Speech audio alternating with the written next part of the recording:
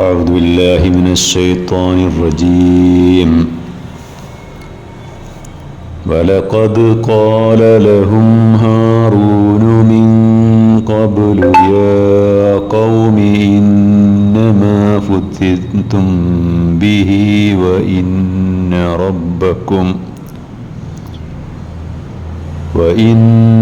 ربكم الرحمن فاتبعوني وأطيعوا أمري.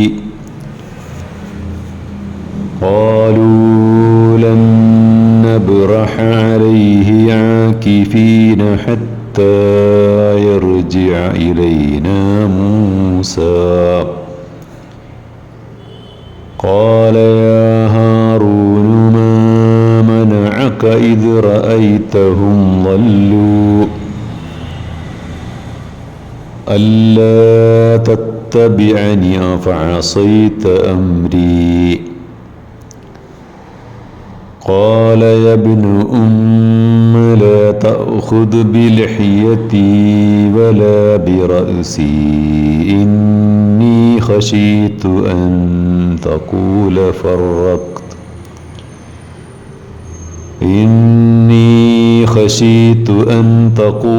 فرقت بين بني إسرائيل ولم ترقب قولي. സൂറത്ത് താഹ 90 മുതൽ 94 വരെയുള്ള ആയത്തുകളാണ്. ഹാറൂൻ അവരോട് ആദ്യമേ തന്നെ പറഞ്ഞിരുന്നു, ജനങ്ങളെ നിങ്ങൾ ഇതിലൂടെ പരീക്ഷിക്കപ്പെടുകയാണ്. തീർച്ചയായും നിങ്ങളുടെ രക്ഷിതാവ് പരമകാരുണികനാണ്. അതിനാൽ നിങ്ങൾ എന്നെ പിന്തുടരുക, എന്നെ ഫോളോ ചെയ്യുക, ഞാൻ ഉപദേശിക്കുന്നത് നിങ്ങൾ അനുസരിക്കുക. ഇതിനവർ മറുപടിയായിട്ട് പറഞ്ഞത്, മൂസ തിരിച്ചു വരുന്നത് വരെ ഞങ്ങൾ ഈ വിഗ്രഹത്തെ ആരാധിച്ചുകൊണ്ടിരിക്കും. അങ്ങനെ മൂസ തിരിച്ചു വന്ന ഉടൻ തന്നെ സഹോദരനായ ഹാറൂനോട് ചോദിച്ചു, ഈ ജനങ്ങൾ വഴിപിഴച്ചത് നീ കണ്ടിട്ടും എന്തുകൊണ്ട് അവരെ തടഞ്ഞില്ല? നീ എന്നെ പിന്തുടരാതിരിക്കുകയായിരുന്നോ, അതല്ല നീ എൻ്റെ കൽപ്പന ധിക്കരിക്കുകയായിരുന്നോ? അപ്പോൾ ഹാറൂൻ പറഞ്ഞു, എൻ്റെ മാതൃപുത്ര, നീ എൻ്റെ മുടിയും താടിയും പിടിച്ച് വലിക്കല്ലേ. ഇസ്രായേൽ വംശത്തെ നീ ഭിന്നിപ്പിച്ചു, എൻ്റെ നിർദ്ദേശം കേൾക്കാൻ നീ കാത്തു നിന്നില്ല എന്നൊക്കെ നീ എന്നെ ആക്ഷേപിക്കുമെന്ന് ഞാൻ ഭയപ്പെട്ടിരിക്കുകയായിരുന്നു.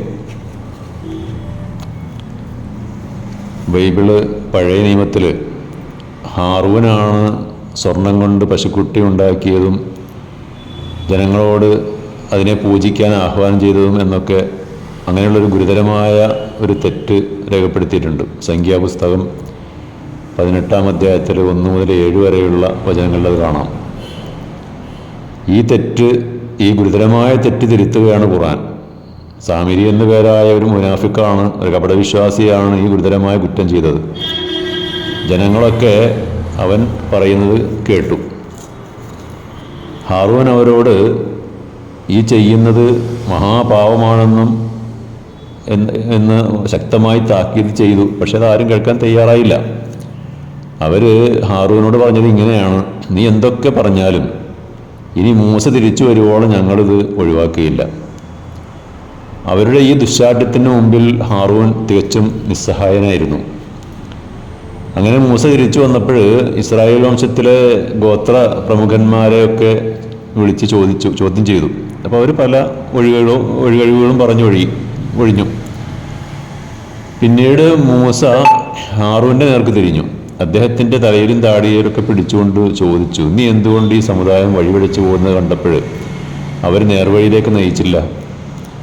അപ്പോൾ അതിന് ഹാറൂൻ നൽകിയ മറുപടി ഇങ്ങനെയാണ്, അതായത് ഞാൻ അങ്ങനെ ശക്തമായ നിലപാട് എടുത്തിരുന്നുവെങ്കിൽ ഈ സമുദായത്തിൽ ഭിന്നിപ്പും പിളർപ്പുമൊക്കെ ഉടലെടുക്കുമായിരുന്നു.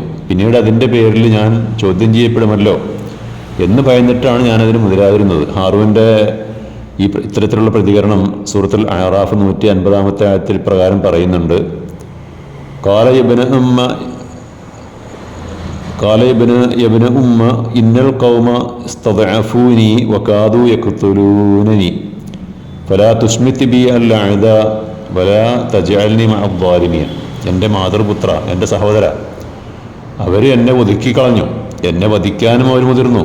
അതിനാൽ എൻ്റെ പേരിൽ കുറ്റം ചാർത്തിക്കൊണ്ട് ശത്രുക്കൾക്ക് ചിരിക്കാൻ നീ അവസരമുണ്ടാക്കരുത്. എന്നെ അക്രമികളുടെ അധർമ്മിയുടെ കൂട്ടത്തിൽ ഉൾപ്പെടുത്തരുതേ.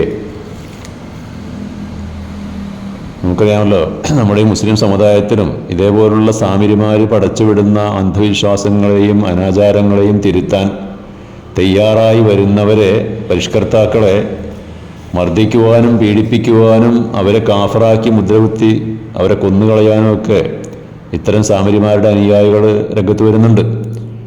അപ്പോൾ ഇസ്രായേലിൽ ഹാറൂൻ നബിക്കെതിരിൽ വധഭീഷണി മുഴക്കിയതുപോലെ തന്നെ ആണ് ഇവരുടെയൊക്കെ അവസ്ഥ എന്ന് കൂടി നാം മനസ്സിലാക്കുക.